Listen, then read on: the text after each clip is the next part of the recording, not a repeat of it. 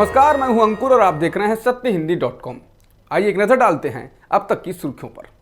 Times now see voter opinion poll के अनुसार यदि बिहार विधानसभा के चुनाव आज हों तो सरकार एनडीए की बन सकती है, लेकिन नीतीश कुमार को झटका लग सकता है। हालांकि ओपिनियन पोल में 34.4% लोग एनडीए को और 31.8% लोग यूपीए गठबंधन के पक्ष में हैं, लेकिन ज्यादातर लोग मुख्यमंत्री नीतीश कुमार से नाराज हैं और सरकार में बदलाव चाहते हैं। सर्वे के अनुसार मुख्यमंत्री नीतीश कुमार के काम से 28.77% लोग बेहद संतुष्ट थे, जबकि 29.2% लोग कुछ हद तक संतुष्ट थे और 41.22% लोग नीतीश कुमार के कामकाज से पूरी तरह असंतुष्ट थे।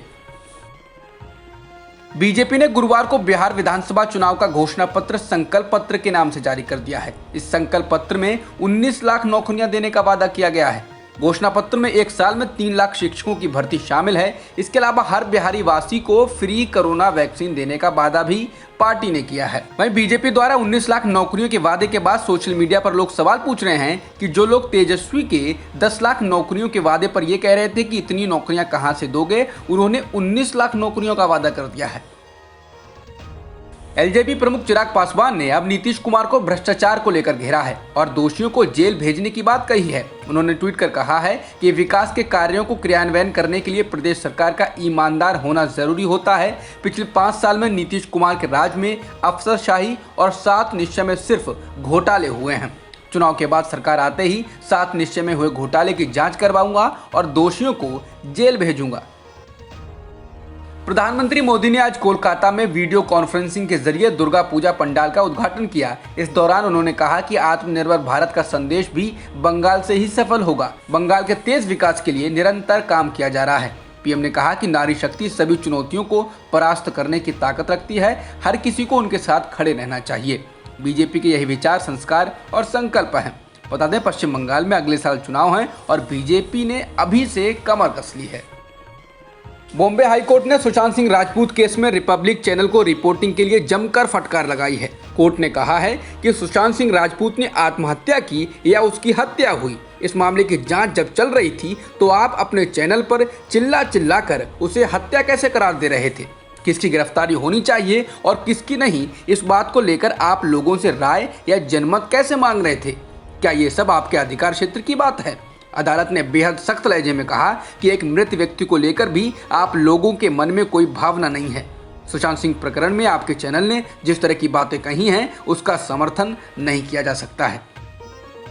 महाराष्ट्र सरकार और बॉलीवुड पर ताबड़तोड़ हमले करने वाली फिल्म अभिनेत्री कंगना रनौत की मुश्किलें बढ़ने वाली हैं। मुंबई पुलिस ने राजद्रोह के एक मामले में उन्हें और उनकी बहन रंगोली चंदेल को तलब किया है। मुंबई पुलिस ने कहा है कि वे जांच अधिकारी के सामने 26 और 27 अक्टूबर को पेश हों और जांच में सहयोग करें। मुंबई में मजिस्ट्रेट की एक अदालत से आदेश मिलने के बाद पिछले हफ्ते उनके खिलाफ एफआईआर दर्ज कराई गई थी।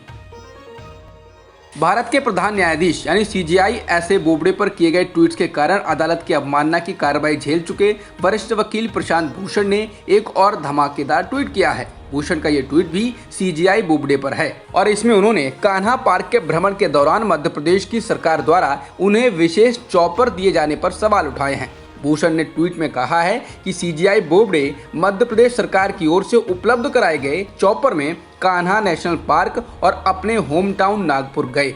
भूषण ने कहा कि ऐसे वक्त में सीजेआई ने चॉपर की सेवा ली है जब मध्य प्रदेश में अयोग्य ठहराए गए बागी विधायकों का मामला उनके सामने लंबित है और मध्य प्रदेश सरकार का सत्ता में रहना इस मामले में फैसले पर निर्भर करता है। महाराष्ट्र में सरकार बनाने के बाद से ही केंद्र की मोदी सरकार, राज्यपाल और बीजेपी के हमले झेल रहे मुख्यमंत्री उद्धव ठाकरे ने तगड़ा पलटवार किया है। उद्धव ने फैसला लिया है कि अब सीबीआई को किसी भी मामले में जांच करने से पहले राज्य सरकार की अनुमति लेनी होगी।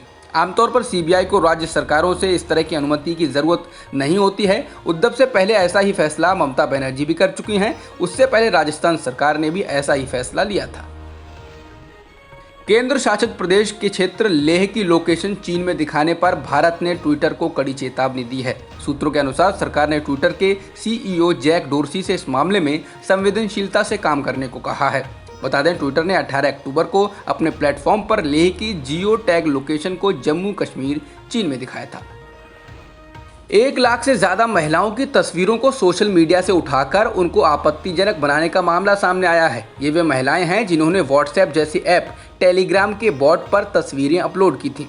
बॉट एक तरह की आर्टिफिशियल इंटेलिजेंस या रोबोट की तरह सॉफ्टवेयर एप्लीकेशन है जिसे एक निश्चित काम के लिए प्रोग्राम किया जाता है। बॉट पर डाली गई इन्हीं तस्वीरों को किसी ने चुपके से कंप्यूटर द्वारा फेक आपत्तिजनक तस्वीरें बना दी। मंगलवार को शोधकर्ताओं ने यह दावा किया है। फेक यानी नकली आपत्तिजनक तस्वीरों को डीप फेक तस्वीरें कहा जा रहा है। महाराष्ट्र के उप मुख्यमंत्री अजित पवार कोरोना वायरस से संक्रमित हो गए हैं। इंडियन एक्सप्रेस के अनुसार उन्होंने खुद को होम क्वारंटीन कर लिया है। भारत में एक दिन में 55,838 नए कोरोना संक्रमण के मामले दर्ज किए गए हैं और 702 लोगों की मौत हुई है। इसके साथ ही देश में कुल संक्रमितों का आंकड़ा 77,07,000 के करीब हो गया है और मृतकों की संख्या 1,16,000 के पार हो गई है। फिलहाल एक्टिव मामले 7,16,000 के करीब हैं। भारत में पिछले एक दिन में 14,69,984 सैंपल्स की टेस्टिंग की गई है, जिसके बाद देश में कुल टेस्टिंग का आंकड़ा 9,86,70,000 के पार हो गया है। एस्ट्राजेनेका और ऑक्सफोर्ड यूनिवर्सिटी द्वारा विकसित की जा रही कोरोना वैक्सीन के ट्रायल में शामिल एक वॉलंटियर की मौत हो गई है। ब्राजील हेल्थ अथॉरिटी ने बुधवार को इस बात की जानकारी दी है। हालांकि वॉलंटियर की मौत के बावजूद वैक्सीन के ट्रायल रोके नहीं जाएंगे। समाचार एजेंसी रॉयटर्स के अनुसार ऑक्सफोर्ड ने आकलन के बाद टेस्टिंग जारी रखने की बात की है और एक बयान जारी कर कहा है कि क्लिनिकल ट्रायल की सुरक्षा को लेकर कोई चिंताएं नहीं है।